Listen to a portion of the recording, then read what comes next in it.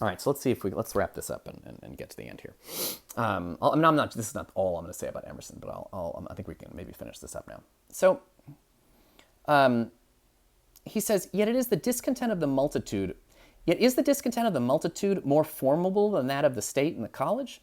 It is easy enough for a firm man who knows the world to brook, to put up with, the rage of the cultivated classes. Their rage is decorous and prudent, for they are timid as being very vulnerable themselves.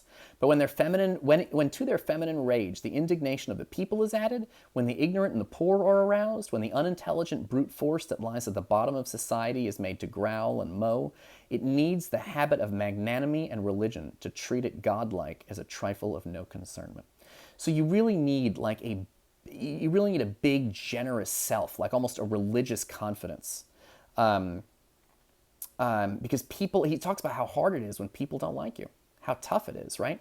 It's easy enough, right, when sort of fancy rich people are mad at you. But when everybody's mad at you, like all the popular people tell you, all the regular everyday people are telling you you're doing wrong, when the ignorant and the poor is aroused. Think about this. When he says the rage and indignation of the people is added. When the ignorant and poor is aroused, think about social media. When people like get on your social media and like you have tons of people who are mad at you on the internet, it's like that's exhausting, and it's like very difficult to stay yourself when you have so many people yelling at you or telling you you're doing wrong or telling you you're stupid or telling you you're on the wrong path. Okay. All right, and it's very hard to treat that like it doesn't matter, right? It requires you to be really big and sure of yourself to treat it like it doesn't matter. He says here, the other terror that scares us from self-trust is our consistency, a reverence for our past act or word, because the eyes of others have no data for computing our orbit than our own past acts, and we are loath to disappoint them. But why should you keep your head over your shoulder? Why drag about this corpse of your memory, lest you contradict somewhat you have state in this or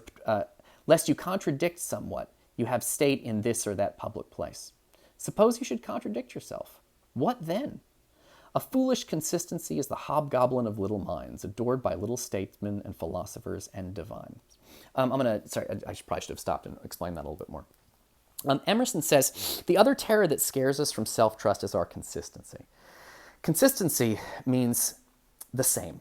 So the whole essay, he's been talking about how it's bad to be the same as other people, because then you're not thinking for yourself. You're just following the crowd, and you're thinking their thoughts, and you're not making your own decisions. At the end of the essay, he says something really radical, which is not only should you follow yourself, not only should you ignore other people to follow yourself, you should ignore your past self to follow your current self. Because some people will say consistency, right? Consistency is really important, right? You should be the same wherever you go. But Emerson says people change. And you should be allowed to change your mind. Because some people will think one thought and then they'll realize they're wrong. And then they're afraid to tell anybody because they think they're going to get made fun of, right? Because if you've been doing something wrong for, like, let's say you're a member of a religion for a long time, and then you're like, this whole religion's stupid, I'm going to quit. It's going to upset everybody, because they were like, but you this was so important to you. You really cared about it. If you change your major, for example, you may have a major and you're really excited to major in something in college, and then you change your mind. You don't want to do it anymore. People are going to be, and when you change your mind, oh, but that was so important to you. That really mattered. You're going to screw up your whole future by changing your major now, right? Because people expect you to be this. Emerson's whole thing is don't try to be the same as other people. But you'll find a lot of people expect you to be the same as your past self. And they'll hold your past self against you. And they'll be like, well, you always cared about this. You shouldn't just throw it away now. And Emerson says he doesn't care about that. He's going to go his own way, even if it contradicts other people. He's going to go his own way, even if it contradicts his past self. A reverence for our past act and word, because the eyes of others have no other data for computing our orbit than our own past acts. We're loath to disappoint them, because people expect you to be the same now as you were then. But why should you keep your head over your shoulder? I mean, why should you keep turning around to look at the past?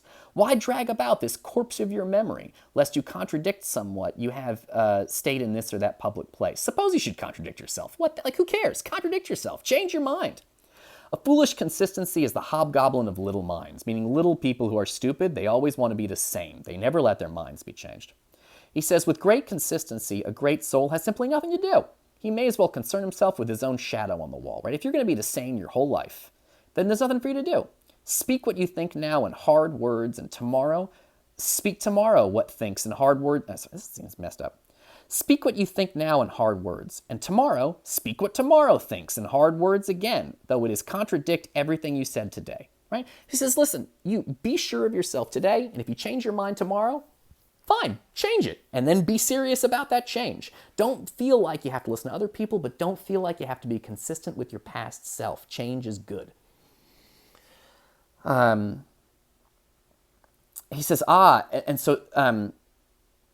so you shall be you shall be sure to be misunderstood.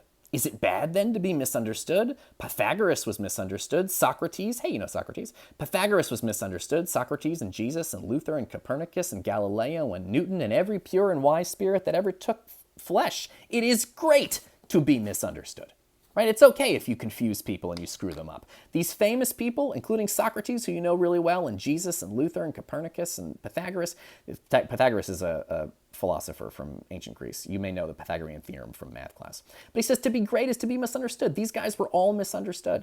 He says it's okay. Nothing can bring you peace but yourself. Nothing can bring you peace but the triumph of principle. So Emerson really, he says you don't have to do what other people say, and you don't even have to do what you did in the past. He says you're allowed to go your own way and figure things out for yourself. What I'd like you to do on the discussion boards is do examples. I need you to go through the Emerson and provide examples of what he's talking about. And I would recommend 2 examples get a quote and do 2 examples. Give me an example that talks about a situation where following Emerson would be a really good idea, and then another situation where following Emerson would be a really bad idea. Because Emerson sounds really inspiring and wonderful when you're dealing with painting, or being a painter, or being a musician, or being a writer, or doing the art. But when it comes to society, because it's a good idea to ignore the rules of art and go your own way. But it's like a bad idea maybe to ignore all the social, some of the social rules, care, if you're told as a kid to care about other people, I don't know how good an idea it is to be like, fuck that, I don't care, everybody else can die. You're doing what Emerson said, you're not listening to other people, but the conclusion doesn't mean that just because you're ignoring other people.